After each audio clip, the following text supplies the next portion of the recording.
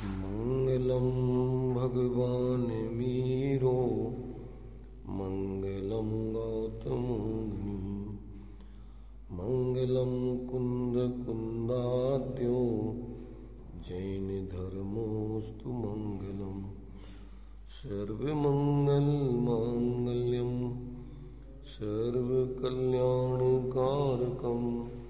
प्रधानम सर्वधर्माणां जैनं जयतु शासनम जैनं जयतु शासनम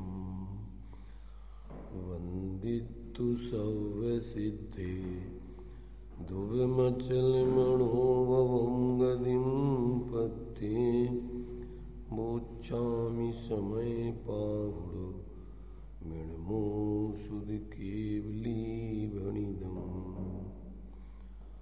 नमः समय साराय स्वानुभूत्या चकाशते चित्सुभावाय भावाय सर्वभावान्तरच्छिने।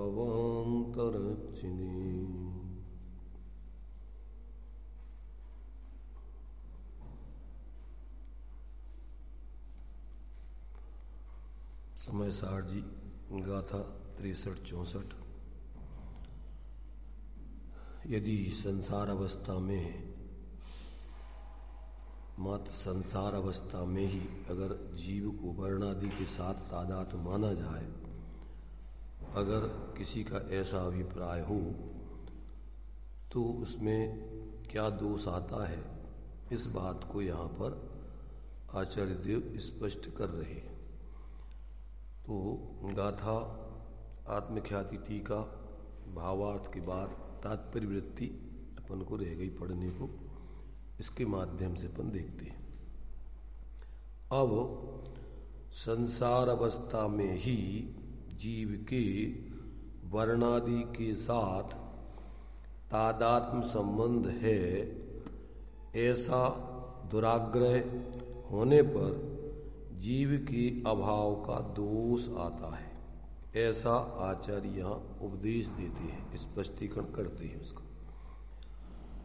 यदि संसारत्थाणम जीवाणम, यदि संसारत्थाणम जीवाणम तुज्ज होन्ति वर्णादि, यदि संसार अवस्था में स्थित जीवों के पुद्गल की तरह ही वर्णादि गुण हैं, यदि ऐसा तेरे मत का या अभिप्राय से एकांत मान लिया जाए, तब संसारत्था जीवा रूपित मावण्णा, तो क्या दोष आएगा?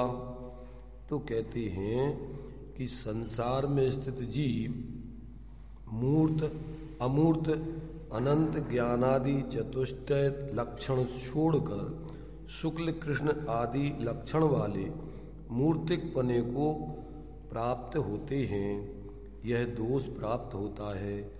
एवं पुग्गलदब्बम जीवोतः लक्षणेन मूढ़मति, हे मूढ़मति अविवेकी जीव, तेरे अभिप्राय से पूर्वोक्त प्रकार से जीव के रूपीपना होने पर पुद्गल द्रव्य ही जीव है, इससे भिन्न विशुद्ध चैतन्य चमत्कार वाला जीव कोई अन्य नहीं ठहरता। इतना ही नहीं कि संसार अवस्था में पुद्गल ही जीव पने को प्राप्त हुआ, निव्वाण मुवगदोविया जीवत्तम पुग्गलो पत्तो, अपितु मोक्ष को प्राप्त होने पर भी पुद्गल ही जीव पने को प्राप्त हुआ। इससे अन्य कोई भी चिद्रूप जीव मोक्ष में नहीं रहा। किस कारण से चिद्रूप जीव नहीं रहा? क्योंकि वर्णादि का तादात्म्य पुद्गल के साथ है। इसका निषेध अशक्य होने से जीव का अभाव सिद्ध हुआ। तात्पर्य यह है कि संसार अवस्था में एकांत से जीव का वर्णादि के साथ तादात्म्य होने पर मोक्ष ही घटित नहीं होता। क्यों घटित नहीं होता है? क्योंकि केवल ज्ञान आदि चतुष्टय की व्यक्ति रूप कार्य समय सार की मोक्ष संज्ञा है, और यह मोक्ष जीव को पुद्गल्पना प्राप्त होने से संभव नहीं है, ऐसा भावार्थ है। इस प्रकार वर्णादि का जीव के साथ तादात्म्य मानने पर जीव के अभाव रूप दोष प्राप्त होता है। इस प्रकार 3 गाथाएं पूर्ण हुई, ऐसा जानना। 3 गाथाओं में आचार्य देव ने क्या सिद्ध किया? अगर तेरा ये मत है कि संसार दशा में तो जीव मूर्तिक पने को प्राप्त है और फिर मोक्ष दशा में मूर्तिक पने को प्राप्त नहीं होता है, तो कहते हैं जब वो संसार दशा में ही मूर्तिक बन गया तो अब मोक्ष होगा किसका? जब वो वर्णादिक के साथ उसका तादात्म्यपना हो गया तो वर्णादिक का तादात्म्यपना तो पुद्गल के साथ होता है, तब तो पुद्गल को ही मोक्ष होगा, जीव का तो मोक्ष होगा नहीं। ऐसा जो है यहाँ पर आचार्य देव ने, जो जीव संसार दशा में जीव को सर्वथा मूर्तिक मानते हैं, संसार दशा में शरीर कर्मादि के संयोग रूप रहने से उपचार से मूर्तिक कहना अलग बात है और परमार्थ से उसको मूर्तिक मान लेना अलग बात है। अभी संसार दशा में जीव शरीर कर्मादि के साथ संयोग में रह रहे हैं और अपने स्वरूप को भूलकर इस शरीर आदि में ही मोह आदि करते हुए विकारी परिणाम रूप परिणम रहे, परंतु वास्तव में तो ये जो शरीर आदि हैं ये तो जीव से अत्यंत भिन्न ही रहते हैं, परंतु जो जीव की पर्याय में कर्म के उदय में जुड़ने पर मोह राग द्वेष आदि भाव होते हैं, उनका संबंध उन कर्म के उदय आदि से ही है। अगर मूल जीव को देखा जाए तो मूल जीव में तो ये राग द्वेष आदि के परिणाम होते नहीं है, उसका स्वभाव नहीं है, तो ये क्षणिक विकारी परिणाम भी आश्रव भाव है, ये जीव नहीं है। तो ये आश्रव भाव तो दोष रूप है और ये स्वाश्रय से पर्याय में निकल जाते हैं। जो साधक जीव अपने मूल स्वरूप को चैतन्य स्वरूप जानता है और शरीर आदि को अपने स्वरूप नहीं जानता मानता, फिर पर का अवलंबन करके राग द्वेष भी नहीं करता, अपने स्वरूप में स्थिर हो जाता है, तो विकारी परिणाम का अभाव होकर निर्विकारी परिणाम रूप ऐसे जीव की शुद्ध दशा मोक्ष मार्ग दशा प्रकट हो जाती है।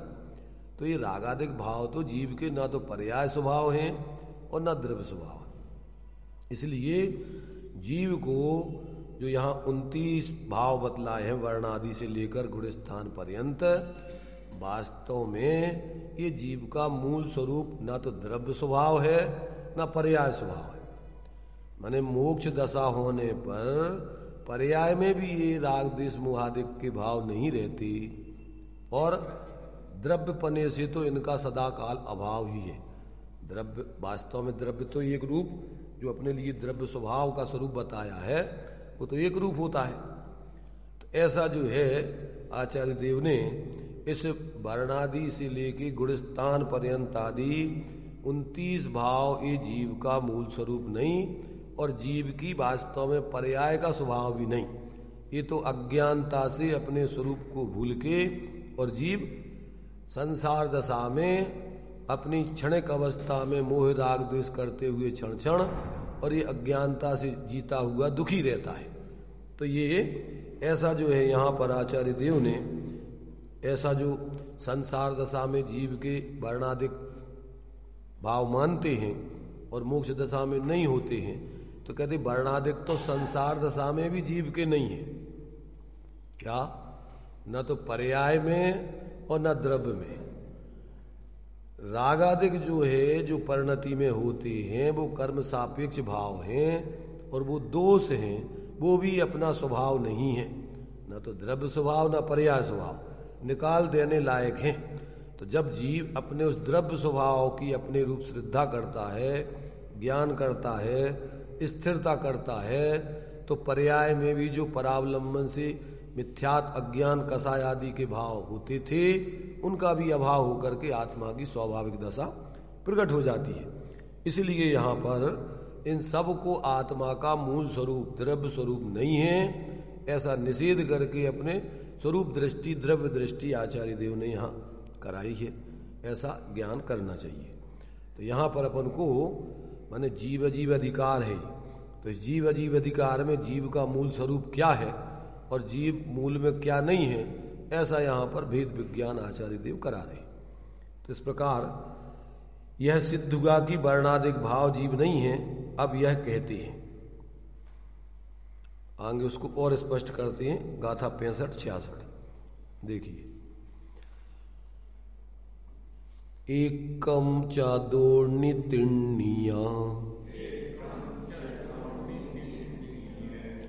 चत्तारिया पंच इंद्रिया जीवा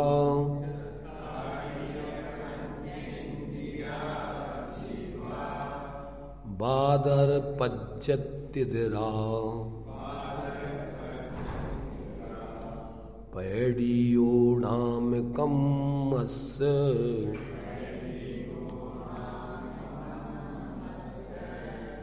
ईदाहिया निबत्ता जीवठाणा दुकरण भूदाहि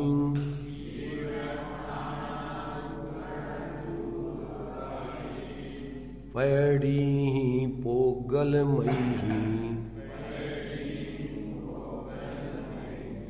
ताही कहम भन्न दे जीवो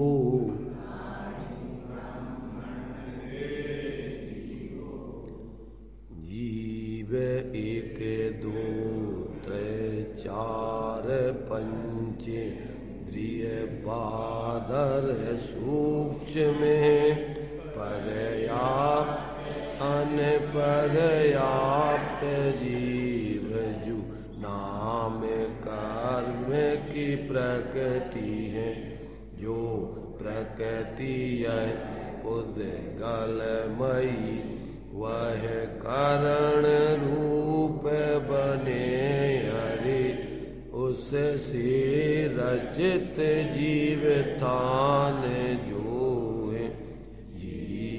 क्यों ही कहाए भी। क्या कह रहे? एकम वा एक इंद्री द्वि त्रीणि च त्रीणींद्री चत्वारि च चतुरिंद्रिय और पंचेंद्रियाणि पंचेंद्रिय बादर पर्याप्त की तरह बादर सूक्ष्म और पर्याप्त और अपर्याप्त जीव तथा यह नाम कर्मणा नाम कर्म की प्रकृतियां हैं। एतानी भी च इन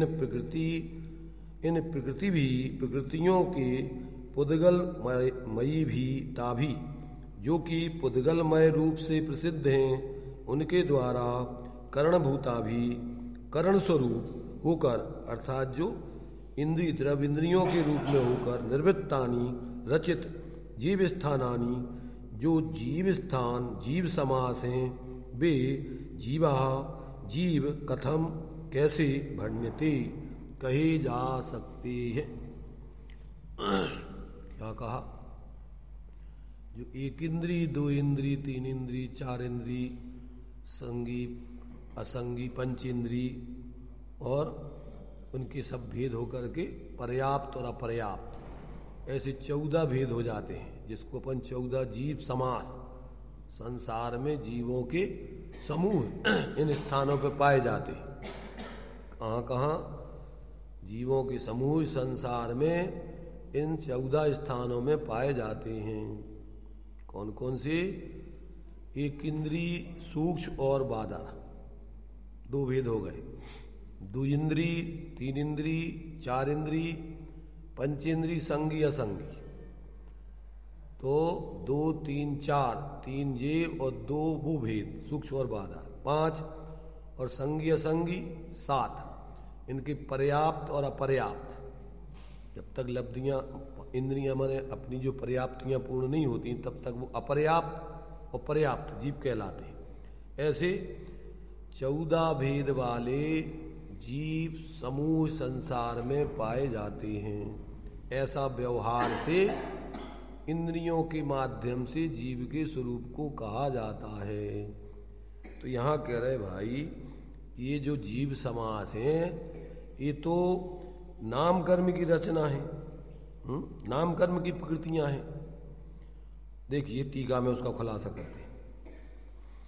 निश्चय नय से कर्म और करण की अभिन्नता होने से, कर्म और करण तो अपने लिए कर्म, द्रव्य कर्म, नु कर्म और उससे रचित होने वाली जो इंद्रियां, द्रव्य इंद्रियां हैं, अपन जो 5 इंद्री और मन, ये सब 6 प्रकार की जो है अपने लिए पुद्गल की रचना मानते हैं। तो कहते ये तो इनका तो जो है वास्तव में काय से अभिन्नता है, माने जो कर्म और इंद्रियां आदि हैं, शरीर आदि और उसकी जो इंद्रियां हैं, वे अभिन्न होने से जो जिससे किया जाता है, होता है, वह वही है, यह समझकर निश्चय करके, जैसे स्वर्ण पत्र स्वर्ण से किया जाता होने से स्वर्ण ही है।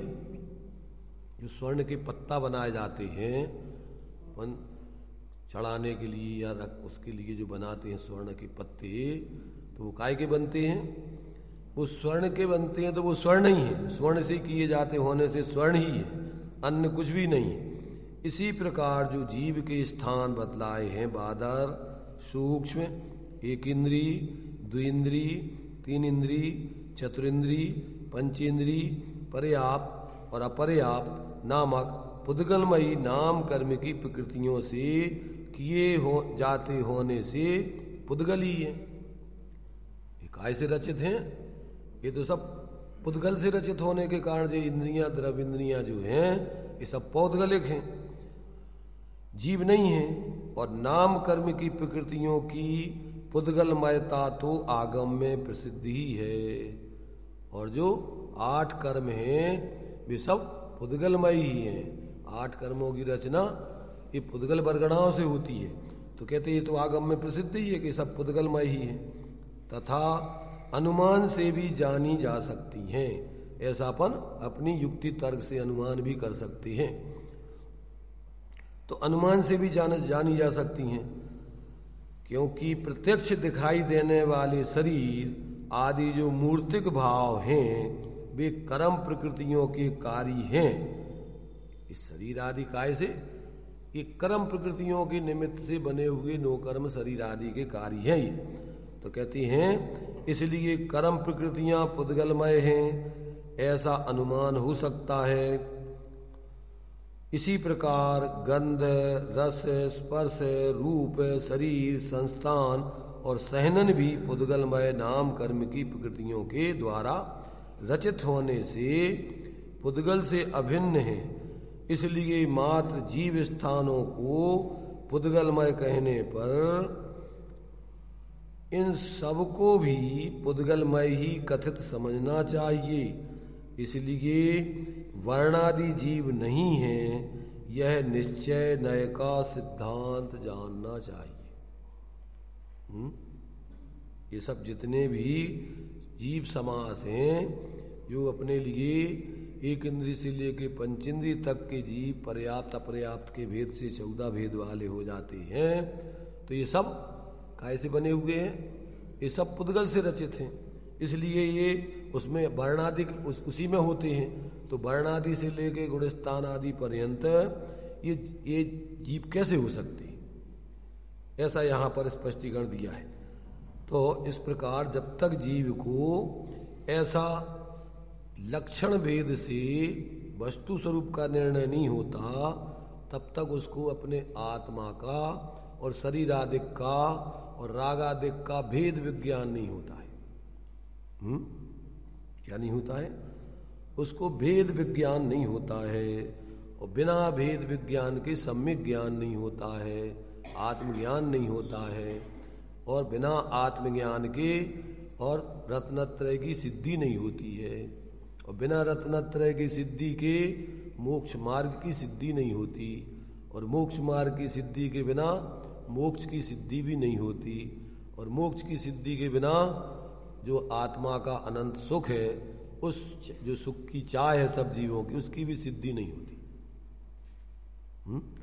इसलिए अनादिकाल से जीव की मूल में ही भूल चलती आई है। सबसे पहला औंधा घड़ा, पहला ही घड़ा औंधा हो गया तो ऊपर के सारे घड़े औंधे ही औंधे रखे जाते। तो पहले ही तुम्हारा स्वपर भेद विज्ञान के अभाव में, स्वपर की एकता के कारण से अब तुम्हारी विपरीत जानकारी से विपरीत श्रद्धा और विपरीत आचरण आदि होता हुआ निरंतर पुरोन्मुखी जीवन अनादिकाल से जी के चतुर्गति का पात्र बना हुआ है, दुखी है। इसलिए आचार्य कह रहे भाई, ये लक्षण भेद से समझो, भेद विज्ञान करो, जीव अजीव आदिक का भेद विज्ञान करो।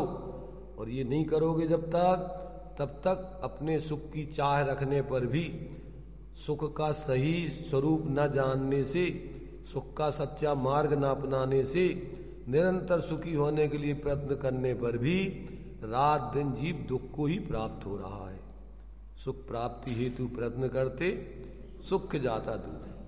तो ऐसा जीव क्या हो रहा है कि प्रयत्न तो सुख के लिए कर रहा है, पर सुख कहाँ है, किसमें है, वो कैसे मिलेगा, इसको नहीं जानकर भटक रहा है। कहाँ भटक रहा है? 84 दरवाजे वाले मकान में भटक रहा है, जिसमें से एक दरवाजा खुला है और बाकी सब बंद है, पैक है, वहां से निकलने की व्यवस्था नहीं है। और ये एक दरवाजा आता है, उस समय इसको खुजली चल जाती है, खाज समेत होने से, और अंधा है, और तो उस समय जो है ये खुजली से खुजाने लगता है और वो दरवाजा भी तब तक निकल जाता है। ऐसे अनेक बार उसको ये मनुष्य पर्याय का मोक्ष जाने के लिए रास्ता माने ये रास्ता खुला है यहाँ से, परंतु इस यहाँ पर इसको विषय कसायों की, भोगों की, संयोगों की, पद पैसा प्रतिष्ठा आदि की खुजली चल जाती है और इसमें उलझ करके जिंदगी पूरी हो जाती है। इस मनुष्य पर्याय से ही जीव को मुक्त होने का रास्ता है। इसके अलावा और 3 गतियों में मुक्त होने की व्यवस्था नहीं है। तो अब यहां आकर के जीव बहुत सारे जो है कार्यक्रम ले लेता है सिर पर, और उसमें उलझ करके जिंदगी का पता ही नहीं पड़ता कब पूरी हो जाती।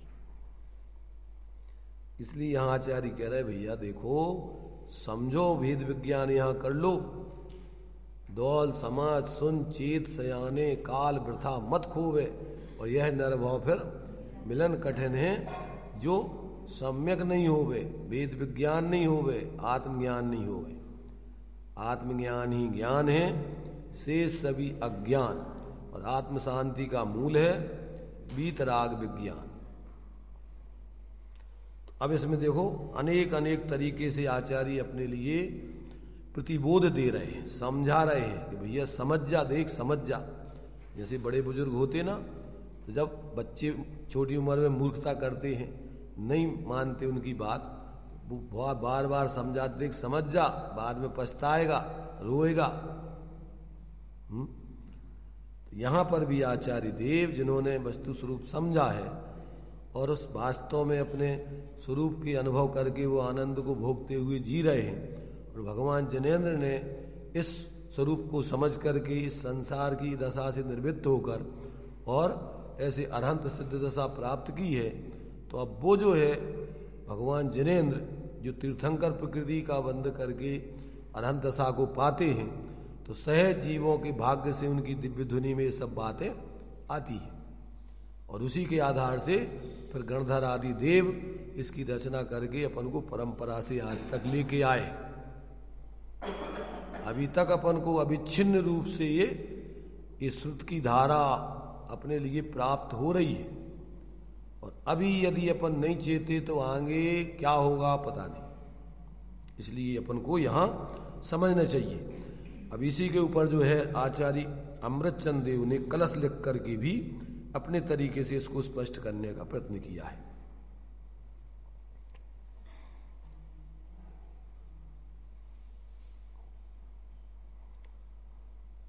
अब इसमें देखिए कलश दिए हुए हैं, इसमें 1 2 कलश हैं इसके ऊपर। तो ये कहते हैं निर्वर्तिते येन यदत्र किंचित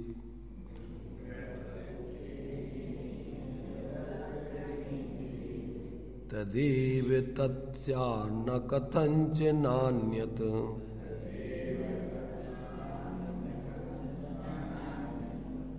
रुक्मेण निर्वृत्य मिहासि कोशम्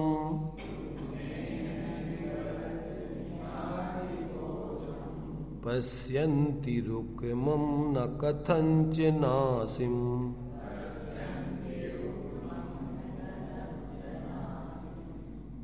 देखिए क्या कह रहे हैं, यहां जिस वस्तु से जो कोई भाव बने वह भाव वह वस्तु ही है। यत्र येन यद किंचित निर्वर्तते तत् तद एव स्यात्। अर्थात जिस वस्तु से जो भाव उत्पन्न होते हैं वे भाव अभेद दृष्टि से वो वस्तु ही कहलाते। कथंचन किसी भी प्रकार, अन्यत न अन्य वस्तु नहीं है। यही जैसे दृष्टांत दे रहे जगत में रुक्मेण निर्वृत्तम असी कोशम, कहते हैं स्वर्ण निर्मित म्यान को रुक्मेण निर्वृत्तम असी कोशम, जैसे तलवार का कोश अर्थात म्यान रखने के म्यान, जो रुक्मेण निर्वृत्तम जो स्वर्ण से बनी हुई है, रुक्मम पश्यन्ति लोग उसे स्वर्ण ही रूप में देखते हैं, उसे कथंचन किसी प्रकार से ना असीम तलवार के रूप में नहीं देखते। तलवार तो होती है काय की, लोहे की, और उसके ऊपर की जो म्यान है कहते वो स्वर्ण से निर्मित है। तो उससे स्वर्ण से निर्मित म्यान को कोई तलवार के रूप में नहीं देखता है। ऐसे ही पुद्गल से निर्मित ये सारे इंद्रियां आदि जो हैं ये पुद्गल से ही निर्मित है। अंदर में चेतन रूपी तलवार इससे अलग है। अपन पढ़ रहे ना समझ, ज्यों होती तलवार म्यान से वह अनंत बल दो मुझको। तो जैसे इस शरीर रूपी म्यान में रहने वाली चेतन रूपी तलवार अलग है और ये शरीर रूपी पुद्गल से रचित शरीर आदि अलग है, ऐसा कहते हैं लोक में भी प्रसिद्ध है। तो हे भाई तू इस वर्णादि को जीव कैसे मान रहा है? तो वर्णादि पुद्गल रचित हैं, इसलिए ये वे पुद्गल ही हैं, जीव नहीं हैं, ऐसा भाव जानो। अब ये तो अपन सब समझते कि नहीं कि तलवार की म्यान अलग होती है और तलवार अलग होती है। ऐसे ये शरीर रूपी म्यान में रहने वाला चेतन वो अलग है और ये शरीर अलग है। ऐसा जब तक अपन निर्णय करके उसका अनुभव अलग नहीं करें, अलग माने यहाँ अभी संयोग रूप में है परंतु फिर भी अलग है। तो ऐसा जब तक अपन अंदर में अपने ज्ञान लक्षण से लक्षित अपने उपयोग स्वरूप आत्मा को अंदर में भिन्न अनुभव नहीं करेंगे और फिर शरीर आदि में अहमपना नहीं छोड़ेंगे, उन बाहर के पदार्थों से अपना इष्ट अनिष्ट की कल्पना नहीं छोड़ेंगे, तब तक जीव को परिणति में सुख शांति प्रकट नहीं होती। ऐसा यहां आचार्य देव कह रहे हैं। तो यहां पर अपने लिए एक कलश और दिया गया है। वर्णादि सामग्रमिदं विदन्तु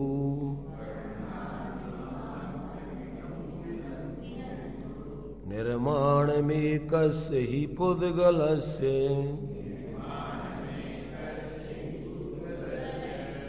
ततोस्तिदं पुद्गल एव नात्मा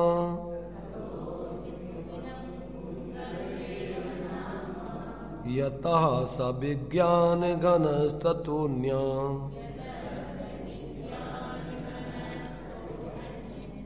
अहो ज्ञानी जनों, इदम वर्णादि सामग्र्यम, ये वर्णादि से लेकर गुणस्थान पर्यंत समग्र भाव हैं, उन समस्त को एकस्य पुद्गलस्य ही निर्माणम, एक पुद्गल की रचना, पुद्गल की ही रचना विदंतु जानो, तथा इसलिए इदम यह भाव पुद्गला एव अस्तु, पुद्गल ही हो, न आत्मा, आत्मा न हो, यथा क्योंकि सा विज्ञान घना, आत्मा तो विज्ञान घन एक ज्ञान का ही पुंज है।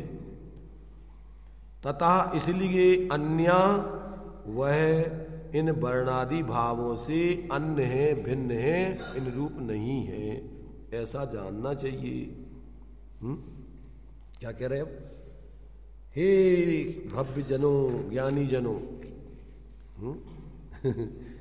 अब कैसे समझाए आचार्य जी कि भैया देखो तुम समझदार हो, ऐसी गलती मत करो। समझदार लोग ऐसी गलती नहीं करते। तो अब तुम अपने को अंदर में विज्ञान घन चेतन स्वरूप अनुभव करो, शरीर आदि रूप अनुभव मत करो। ज्यादा करुणा आती है तो प्रेम से समझा दे, समझ दे बेटा, राजा बेटा समझ जा, समझ जा, मूर्खता मत कर दू। तब अब कह रहे हे ज्ञानी अब समझ जा, अब तू गलती मत कर ऐसी, समझदार होकर के ऐसी गलती करेगा तो फिर तेरे लिए वास्तव में प्रकृति क्षम्य नहीं करेगी और तेरे लिए दुख भोगना पड़ेगा चार गति में भटकते हुए। उसी के लिए देखिए तात्पर्य वृत्ति में भी विशेष खुलासा करते। अब यह सिद्ध हुआ कि बादर सूक्ष्म एक इंद्री से संगी पंचेंद्री पर्यंत 14 जीव स्थान शुद्ध निश्चय नय से जीव स्वरूप नहीं है, उसी तरह देहगत वर्णादि भी जीव के स्वरूप नहीं है, ऐसा कहते हैं। एक इंद्री, द्विंद्री, त्रिंद्री, चतुरिंद्री और पंचेंद्री, संगी, असंगी, बादर और सूक्ष्म, ये 7 भेद हो गए और इनके फिर 7 के पर्याप्त और अपर्याप्त ऐसे नामक ये प्रकृतियां होती, कर्मों की ऐसी प्रकृतियां, नाम कर्म की प्रकृतियां हैं। इसके कारण से जीव को ये शरीर आदि प्रकृतियां मिलती हैं, माने ये इंद्रियां मिलती हैं। तो ये पुद्गल रचित हैं, ये जीव रचित नहीं है। तो कह रहा है ये सब किससे संबंधित प्रकृतियां हैं? नाम कर्म से संबंधित ये प्रकृतियां हैं। ये नाम कर्म के 93 भेदों में ये एक इंद्रिय आदि नाम कर्म की प्रकृतियां होती हैं और इस नाम कर्म के उदय से जीव को ये शरीर मिलते हैं संयोग संसार में। तो फिर भी जीव अलग है और ये संयोग अलग है। अभी अपन को जैसे दृष्टांत दिया कि भले ही म्यान में तलवार रखी हो परंतु वो म्यान अलग है, ऐसे ही अभी संसार दशा में जीव भले ही इन शरीरों में रह रहे हो, इन शरीरों में रहते हुए भी ये शरीर रूप नहीं हुए। जब ये जीव समझेगा, अंदर में अपना चेतन रूप अनुभव करेगा और इस प्रकार की मिथ्या मान्यता तोड़ करके इनमें मूर्छित नहीं होगा, तभी जाकर के जीव का कल्याण होगा। देखो कितनी सरलता से अपन को एक एक बातें स्पष्ट करके, माने पहली क्लास जैसी अक्षर गिनती पढ़ाए जाते हैं बच्चों को, ऐसा आचार्य देव समझा रहे। अब इसमें कि कठिनाई का कोई काम नहीं, अपन प्रत्यक्ष ये सब चीजें देख रहे हो, सबके ज्ञान में प्रत्यक्ष आ रहा है कि भाई ये शरीर कुछ समय के लिए मेला है अपना, यहाँ जल पय ज्यों जिए तन मेला, पर ये मेला ज्यादा समय नहीं रहता है, बिगड़ जाता है, उसका एक निश्चित समय तक मेला लगता है, वो मेला समय पूरा होने पर मेला बिगड़ जाता है और सब दुकानें मुकाने उठ के अपनी अपनी लेकर के चले जाते हैं दुकानदार। तो अभी जो यहाँ मेला अपना यहाँ संसार में शरीर के साथ में आत्मा का जो मेला है, अब कुछ समय के बाद ये मेला बिगड़ जाएगा। तो अपन देखते हैं कि जैसे ये समय होता है, आयु पूरी होती है और इसमें से आत्मा निकल जाता है और ये शरीर यहीं पड़ा रह जाता है, और फिर भी अपन इस शरीर से एकत्व ममत्व छोड़ करके अपने जीव की आराधना नहीं कर रहे। ये बड़ा आश्चर्य है आचार्यों। इतना सब जान रहे फिर भी उसी में अपन क्या करते हैं, रचते पचते हैं, उसी में झपट्टा मारते हैं। जड़ पर झुक झुक जाता चेतन की मार्दव की खंडित काया, तो अपने स्वभाव को निरंतर खंडित करता रहता है, मोह कर करके अपने स्वभाव का विघात करता रहता है। तो यहां आचार्य कह रहे भैया ये नाम कर्म की प्रकृतियों से निर्मित 14 जीव स्थान निश्चय से जीव कैसे हो सकते हैं? किसी भी प्रकार से नहीं हो सकते। अब विशेष खुलासा, क्योंकि इनकी टीका का नाम है तात्पर्यवृत्ति। तात्पर्यवृत्ति का अर्थ होता है उसका विशेष भाव खुलासा करना, तात्पर्य बताना उसका भाव। तो अब अंत में इनने गाथा, हर गाथा के अंत में विशेष उसका तात्पर्य बताने का प्रयत्न किया है। विशेष यह है कि जिस प्रकार स्वर्ण के द्वारा निर्मित तलवार की म्यान स्वर्ण ही होती है, उसी प्रकार पुद्गलमयी प्रकृतियों से निर्मित जीव स्थान पुद्गल द्रव्य स्वरूप ही हैं और वे जीव स्वरूप नहीं हैं। इस प्रकार उस जीव स्थान के उदाहरण द्वारा उसके आश्रयभूत पुद्गल आश्रित वर्णादि भी पुद्गल स्वरूप ही हैं, जीव स्वरूप नहीं हैं, ऐसा आशय जानना चाहिए। अभी अपन को एक एक बात कितनी जो है आचार्य देव स्पष्टीकरण करके, एक आचार्य नहीं दो आचार्य, फिर उसके और टीका, हिंदी टीकाकार, फिर अब प्रवचनकार, अब कितने कितने तरीके से समझा रहे, और फिर भी इस जीव की समझ में नहीं आए तो फिर इसके अलावा आप तो क्या उपाय है फिर तो आचार्य टोडरमल जी के शब्दों में कहें तो इसकी होनहार का विचार करके समता रखेंगे। अब परेशान नहीं होंगे भैया अब तू जान तेरा काम जान। किस अब वो लास्ट में तो थक जाते जब तो कहेंगे, देख लेते कि अब इसकी सुधारने की दशा नहीं दिख रही तो कह देते यार तो भैया अब तो जो है अब तू जान तेरा काम जान। अब यह कहते हैं कि इस ज्ञान घन आत्मा के अतिरिक्त जो कुछ है उसे जीव कहना तो सब व्यवहार मात्र है। जितना भी कथन है अपने उस विज्ञान घन आत्मा को छोड़ के जो कुछ भी है सब व्यवहार का कथन है। अब उस व्यवहार के कथन को यहां पर फिर से खुलासा करते देखिए। गाथा है पज्जत्ता पज्जत्ता जे सुहमा बादराय जे चीव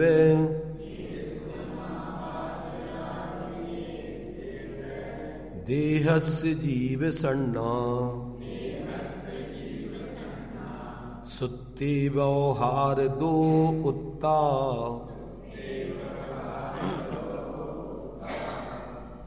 पर्याप्त यानी पर्याप्त जो है सूक्ष्म अरुपादर सभी व्यवहार से कही जीव संज्ञा देह को शास्त्र ने मही। क्या कह रहे? ये जो पर्याप्त और अपर्याप्त, सूक्ष्म और बादर,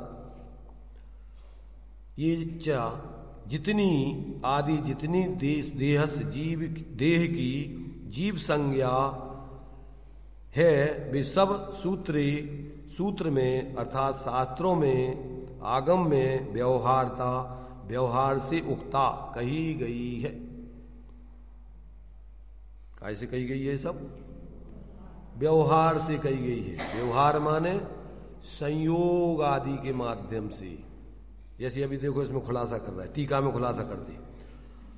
बादर एक इंद्री, सूक्ष्म एक इंद्री, द्विइंद्री, तीन इंद्री, चतुरिंद्री, पंचेंद्री, पर्याप्त अपर्याप्त, इन शरीर की संज्ञाओं को, नामों को सूत्र में जीव संज्ञा रूप से कहा है।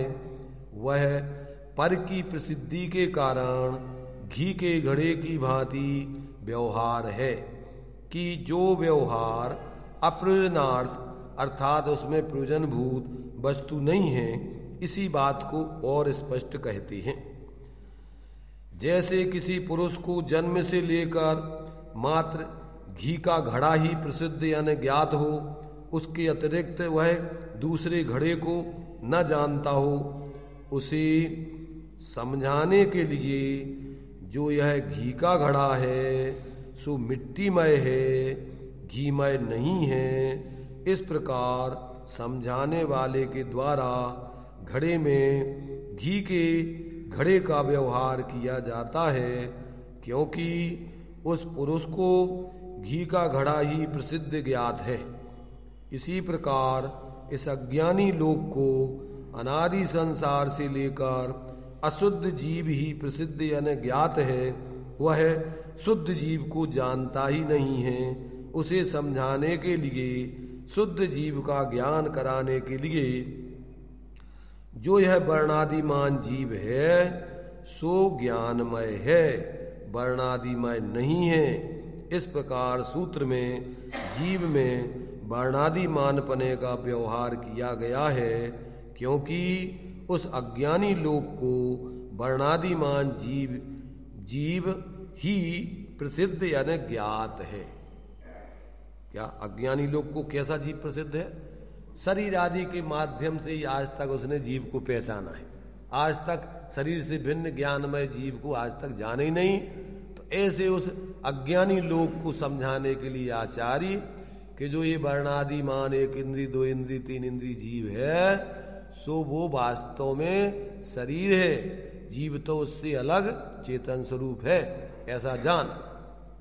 वो तो उस माने जैसे घी का घड़ा, तो जिसने कभी उसने अलग घी देखा ही नहीं है, उस घड़े को घी के ही रूप में जाना कि ये घी का घड़ा जो कहा जाता है वो तो घी के संयोग से, उपचार से कहा जाता है, वास्तव में घड़ा तो मिट्टी का है। ऐसा उसको यथार्थ बोध कराने के लिए ज्ञानी जीव व्यवहार से ऐसा कथन करते हैं, परंतु व्यवहार से कथन करने से वो व्यवहार कोई परमार्थ पने को प्राप्त नहीं हो जाता है। वो घड़ा मिट्टी का कोई घी पने को प्राप्त नहीं हो जाता है। हो जाता है क्या? अपन सब लोग में तो माहिर है, सब समझ लेते, घी का घड़ा बताने पर उसमें से घी निकाल के खा लेते, परंतु यहाँ एक इंद्री, दो इंद्री, तीन इंद्री, संगी, पंचेंद्री, मनुष्य, त्रियंच, स्त्री, पुरुष, जीव कहने पर इस शरीर से भिन्न आत्मा का अनुभव नहीं कर पाते। घी के घड़े में से तो घड़ा नहीं खाता कोई।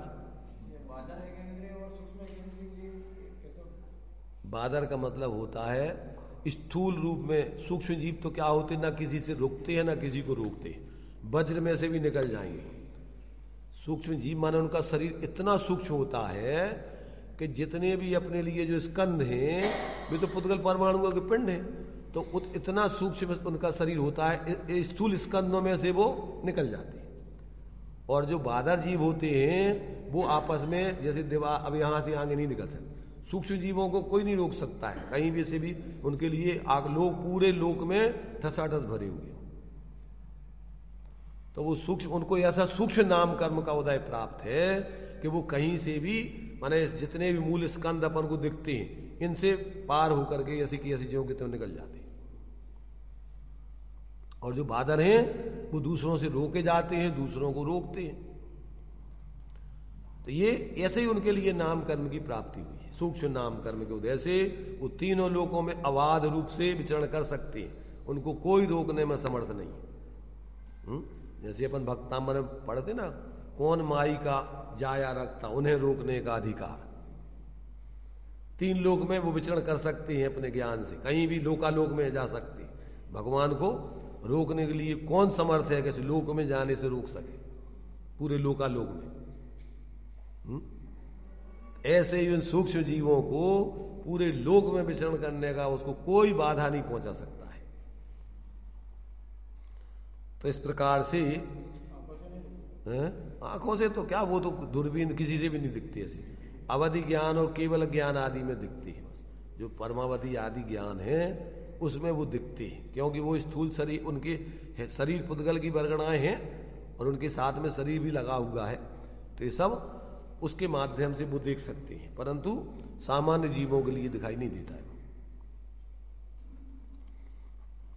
अब देखो भाई, यहां पर अपन को ये व्यवहार की उपयोगिता बता रहे हैं। परमार्थ को समझाने के लिए व्यवहार का कथन है, ना कि व्यवहार को परमार्थ मानने के लिए।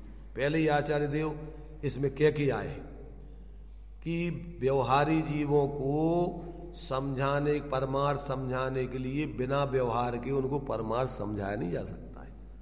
दृष्टांत दिया उनने, जहण भी शक्य मणज्जम अणज भाषम बिनादुगाहेदुम तय व्यवहारेण बिना परमत्थोपदेशेण मसक्कम।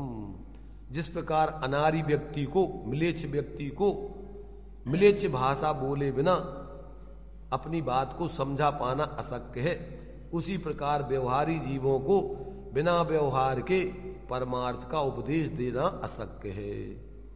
व्यवहार, क्योंकि वो अमूर्तिक आत्मा दिखता नहीं है, तो वो संयोग आदि शरीर आदि के माध्यम से ही उसको कथन करेंगे, रागादिक के माध्यम से ही कथन करेंगे, क्योंकि अपने परिचय में है वो सब।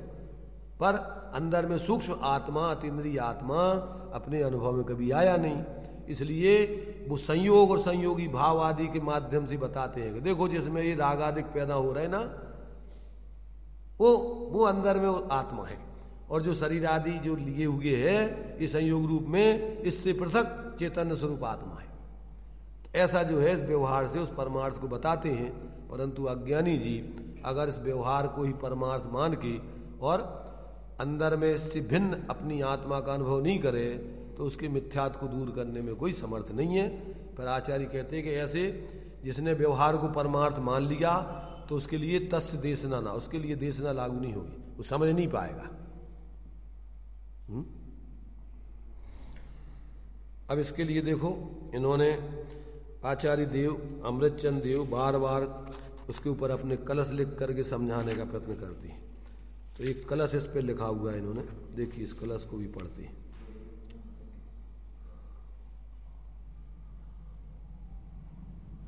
घृत कुंभाविधाने पी कुंभो घृतमयो न चेत जीवो वर्णादिमज्जीव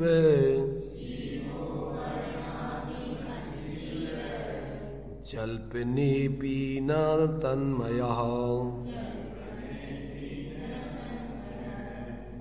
क्या कह रहे देखिए, यदि घृत कुंभाविधाने पी, घी का घड़ा ऐसा कहने पर भी कुंभा घृतमया न, घड़ा है वह घीमय नहीं हो जाता है, मिट्टीमय ही रहता है। वर्णादि मत जीव जल्पने पी, तो इसी प्रकार वर्णादिमान जीव ऐसा कहने पर भी जीवा न तन्मया, जीव है वह वर्णादिमय नहीं है, ज्ञान घन ही है, ऐसा जानना चाहिए। व्यवहार से ऐसा कह देने पर भी कोई वो जीव उस रूप नहीं हो जाता है। जैसे घी का घड़ा, माने मिट्टी के घड़े को घी का कह देने पर वो घड़ा कोई घी का नहीं बन जाएगा। ऐसे ये संसार में जितने भी शरीर आदि को लिए हुए जीव है संयोग रूप, तो कोई अपन मनुष्य त्रियंच नार की अथवा एक इंद्री दो इंद्री तीन इंद्री संगी असंगी पर्याप्त अपर्याप्त आदि कह देने से कोई वो इन शरीर आदि रूप पर्याप्ति रूप नहीं हो जाता, एक इंद्रिय आदि रूप नहीं हो जाता है। जीव तो चैतन्य स्वरूप रहता है वो अपने अंदर। अपन इतने में भी नहीं समझे तो ये बताओ क्या वो और कैसे समझाएं आचार्य।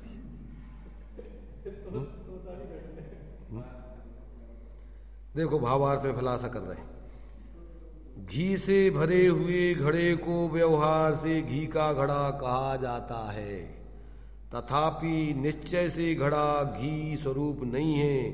घी घी स्वरूप है, घड़ा मिट्टी स्वरूप है। इस प्रकार वर्ण पर्याप्ति इंद्रियों इत्यादि के साथ एक क्षेत्र अवगाय रूप संबंध वाले जीव को सूत्र में व्यवहार से पंचेंद्रीय जीव, पर्याप्त जीव, बादर जीव, देव जीव, मनुष्य जीव इत्यादि कहा गया है।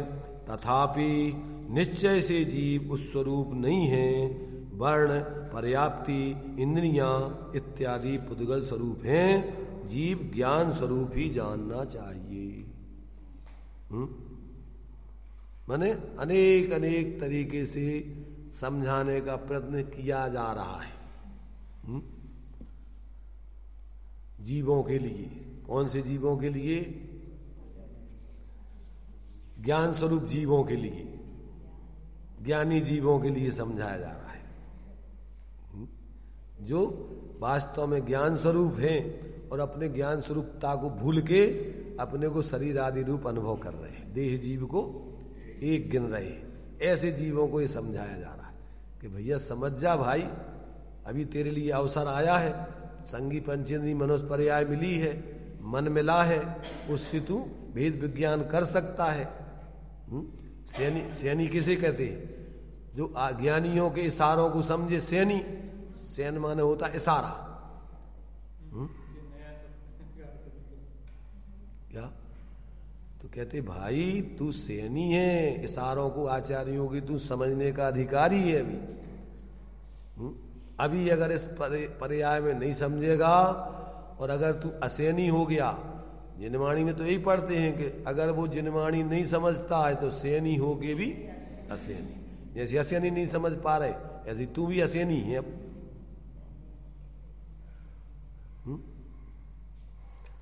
तो अब देखो भाई आचार्य देव अपने लिए, अब आचार्य देव तो समझा करके लिख करके चले गए। जो लोग समझ जाते हैं वे धन्यवाद के पात्र आचार्य मानते हैं कि शाबाश तूने हमारी बात को समझ लिया, धन्यवाद, अब तू मेरे साथ में आगे मोक्ष मार्ग में चलने का अधिकारी हो गया, अब तू आगे नियम से भगवान बन जाएगा, अब तू संसार में नहीं भटकेगा। तो उनको प्रसन्नता होती है कि चलो कम से कम एक जीव तो समझा, इतने जीव तो समझे, कम से कम ये तो चतुर्गति के दुखों से बच जाएंगे। इसलिए आचार्य देव को प्रसन्नता होती है। अगर इस प्रकार से जीव समझ लेते हैं तो आनंद होता, उनको अच्छा लगता है, चलो अच्छा है अब ये सुखी हो जाएगा। उनको मिलता जुलता कुछ नहीं है, समझ रहे, तुम्हारे समझने से उनको कुछ नहीं मिल रहा है, परंतु अभी उस भूमिका में है, उनको इस जाति का अनुराग पैदा होता है। अगर वो भूमिका से ऊपर उठ जाए तो वो अनुराग भी खत्म हो जाता है। ज्यादा समझाने पर नहीं समझते तब भी अनुराग टूट जाता है कि अब छोड़ो बहुत हो गया।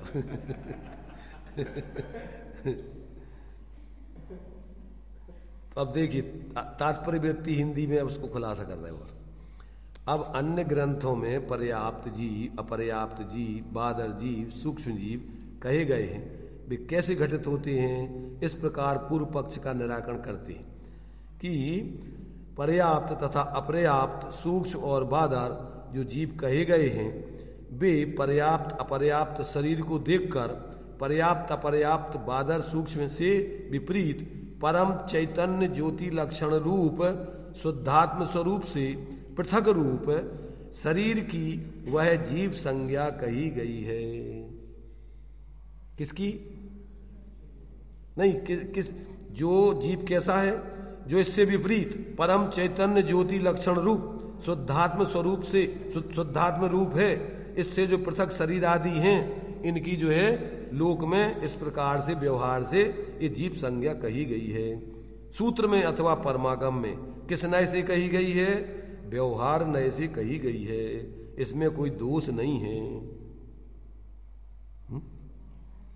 व्यवहार नय से मतलब संयोग की तरफ से, संयोगी भाव आदि की तरफ से ये कथन किया है, पर तू अपना उसको स्वरूप मत मान ले। समझाने के लिए तेरे लिए सब व्यवहार से आचार्यों ने कथन किया है। क्यों? कि अज्ञानी जीवों को समझाने का उपाय बिना व्यवहार के परमार्थ समझाने का उपाय नहीं है कोई। बच्चे को बच्चे की भाषा बोल करके आप अपनी बात समझा सकते हो। किसी को अपनी पत्नी को बुलाना है और बच्चे से बुलवाना है छोटे, तो उससे क्या कहोगे? वो जो उसको जो मानता है, अपनी मम्मी को बुला लाओ, वो ये नहीं कहेगा कि हमारी पत्नी को बुला लाओ। ना तो वो जानते नहीं है तुम्हारी पत्नी कौन है, वो तो मम्मी के रूप में जानता है।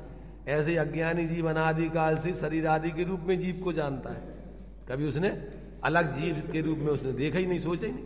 कोई कितना ही कहे कि नहीं हमारी तो ये चाची है, हमारी बहन है, हमारी लड़की है, नहीं मम्मी है, मम्मी है वो तो हमारी। तो अपन उनको उनके लिए अपन को उसी रूप में कि भैया ठीक है तेरी मम्मी है ना, जो वो मेरी बहन है, वही वो मेरी पत्नी वही है, जो तेरी मम्मी है वही, उसी को हम अपनी पत्नी कह रहे हैं, उसी को ये हमारी बहन है। ऐसे जिसको तू एक इंद्री दो इंद्री बादर सूक्ष्म जीव कहला रहा है, जो संयोग से वही ज्ञान स्वरूप जीव है तेरा, इसलिए तू इस भ्रम को छोड़, कि जो शरीर आदि के माध्यम से उसको जो जीव कहा जा रहा है, तो वो कोई शरीर आदि रूप हो गया, वो तो ज्ञान स्वरूप ही है। अभी भी जीव का लक्षण, किसका लक्षण बताया?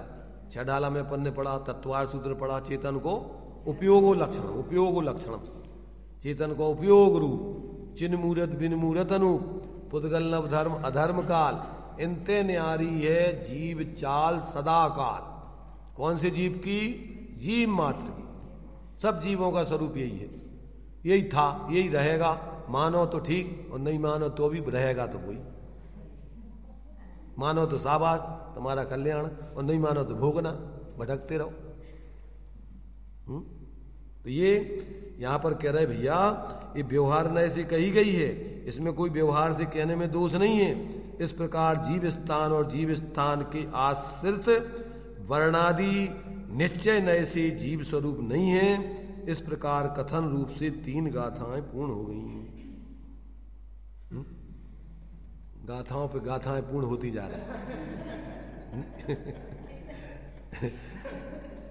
जैसे अपन बुंदेले हर बोलों के मोह हमने सुनी कहानी थी, ऐसे ही जो है आचार्यों की द्वारा ये तुम्हारी कहानी तुम्हें सुनाई जा रही है।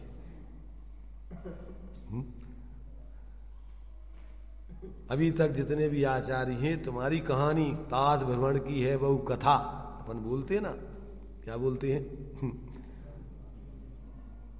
कि इस जीव की कथा कहानी सुनाई जा रही है। और वो भी क्या कह रहे, पे कछु कहूं, थोड़ी सी कहेंगे, है तो लंबी चौड़ी कथा, उतनी पूरी नहीं कह पाएंगे।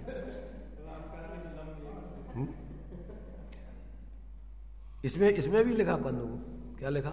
सुत परिचिदान भूदा सब बस भी काम भोग बंद कथा, ए अत्ता शुभ लंबो नवरी न सुनो। एकत्व विभक्त आत्मा की कथा इसने आज तक नहीं सुनी, और संयोग भोग आदि की काम बंधन की कथा तो इसने बहुत सुनी।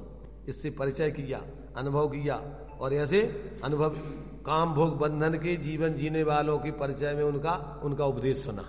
आज तक इसने जो काम भोग बंधन से पृथक अपने उस एकत्व भक्त आत्मा का स्वरूप अनुभव करते हैं, उसकी कथा इसने नहीं सुनी आज तक। तो आचार्य देव ने इसमें भी कि हम तुम्हें तो इसकी कथा सुनाएंगे। कौन सी? तम यत बेहत्तम दायेहम अपड़ों सभी वीणे यदि दायज, यदि लगाई, शर्त लगाई। क्यों शर्त क्यों लगाई भैया? क्योंकि जानना देखना तो तुम्हें है, और बताना हमें है, और बताना है परमार्थ, और बताएंगे व्यवहार से। तो अब तुम क्या समझोगे, हमें क्या पता? तुम व्यवहारिक को परमार्थ मान लोगे कि उस व्यवहार से परमार्थ को समझ के परमार्थ का अनुभव करोगे।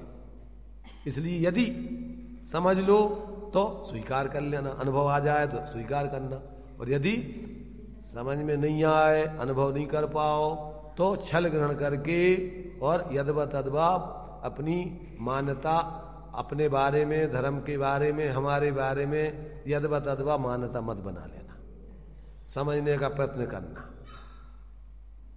न तो लोग क्या करते हैं, वो कहते अरे ये तो इनने जो ऐसा लिख दिया, बेकार सबको भटकाने की बातें लिख देंगी सब। समय सार सुन करके लोग सब स्वच्छंदी हो जाएंगे, इसलिए समय सार नहीं पढ़ने चाहिए, ये छल ग्रहण कर लिया। समय सार को सुन करके स्वच्छंदी बन जाएंगे क्या? अगर स्वच्छंदी भी बनेंगे तो स्वा के छंद में विचरण करेंगे, अपने स्वरूप में विचरण करेंगे। किसमें? अपने स्वयं के गीत गाएंगे, स्वाच्छंद। ये स्वयं के गीत गाए हैं जो अपने में, जिन्होंने अपने स्वरूप को समझ लिया। छंद माने होता गीत, भजन। किसके भजन गाएंगे फिर वो?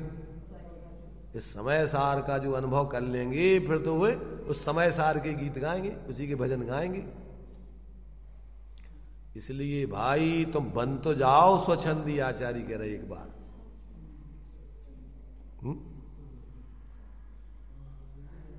स्वतंत्र आकाश में विचरण करने वाले किसी की नहीं सुनो, फिर तुम अपने स्वरूप का ही विचरण करो, कोई कुछ भी कहे। क्या? धुन रे दुनिया अपनी धुन, जिसकी धुन में काऊ की ना सुन। जिसको ऐसे अपने उस समय सारभूत आत्मा का अनुभव हो जाता है, फिर वो किसी की नहीं सुनता है, वो उसको फिर कुछ नहीं सुहाता है। तो देखो भाई, ये अपन को एक एक गाथाएं आचार्य देव अपने तल पर तो पूर्ण प्रयत्न कर रहे हैं कि भाई समझ जाएं जीव। अब सामने वाले को भी अपने तल पर पूर्ण ईमानदारी से प्रयत्न करे तो ये कार्य हो सकता है, और अपना कोई अपूर्व जीवन आज तक जो अपन ने नहीं जिया पूर्व में, ऐसा अपना कोई अपूर्व जीवन, स्वास्थ्य जीवन प्रकट होके वास्तव में अपने इस मानव जीवन की सफलता, इस मानव जीवन की सार्थकता अपने जीवन में सिद्ध हो सकती है। तो ये जो है, ये 67 गाथा तक अपन ने चर्चा भी कर ली। इतना टाइम हो गया।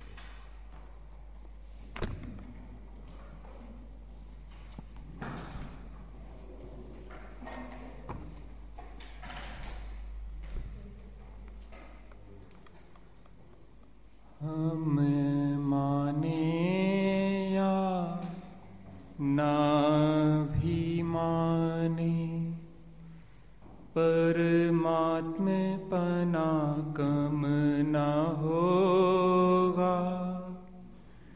जिसकी चर्चा ही है सुंदर, तो वो कितना सुंदर होगा।